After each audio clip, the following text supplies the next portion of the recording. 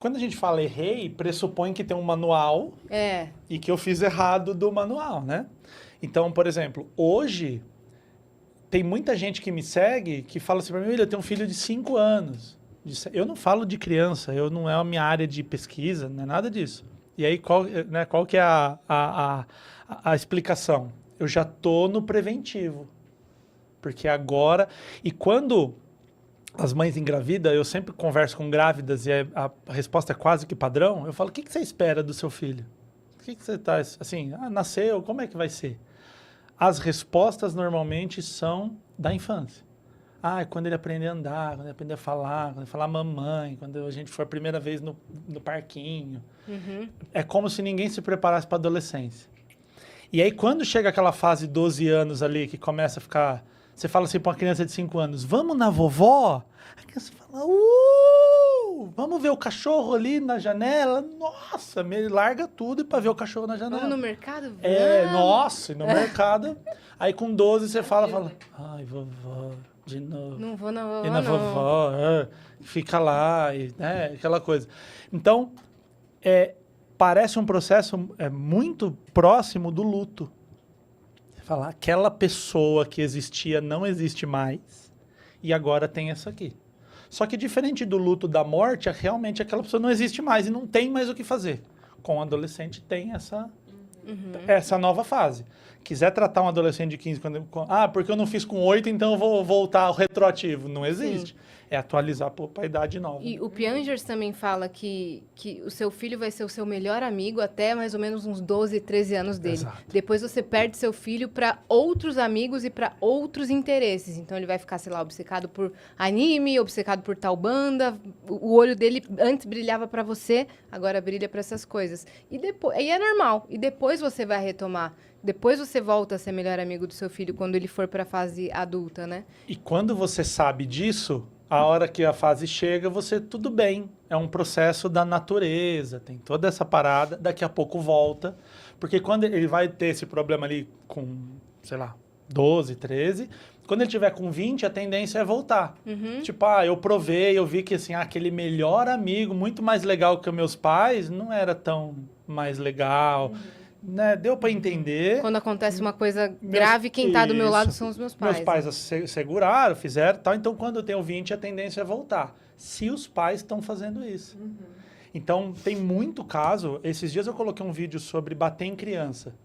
Eu falei, cara, não há circunstância na vida que fala assim, legal, bateu na criança, fez certo. Não há. E aí entrou um rapaz lá, que ele era pastor. E assim, eu tenho um aluno pastor, o Alan, ele leva os conteúdos na igreja que ele é pastor, assim, não estou falando da profissão pastor, que inclusive outras pessoas de religião foram lá e falaram para ele. E ele falando assim, não, porque tem que bater, porque tem um versículo na Bíblia, que a vara, tem que pegar a vara e bater, e tem lá alguma coisa nesse sentido escrita.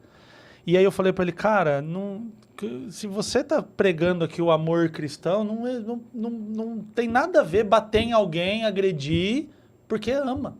Isso não existe. E aí o que eu via nos comentários abaixo? Adultos falando o seguinte, minha mãe pensava igual a você e hoje eu não falo com a minha mãe. Minha mãe está morta para mim. Meu pai agredia eu desse jeito que você está falando, adultos falando, né? Aí começou a vir relato no meu inbox, mulheres adultas, falou assim, eu perdi a audição de um tapa na orelha que eu levei da minha mãe.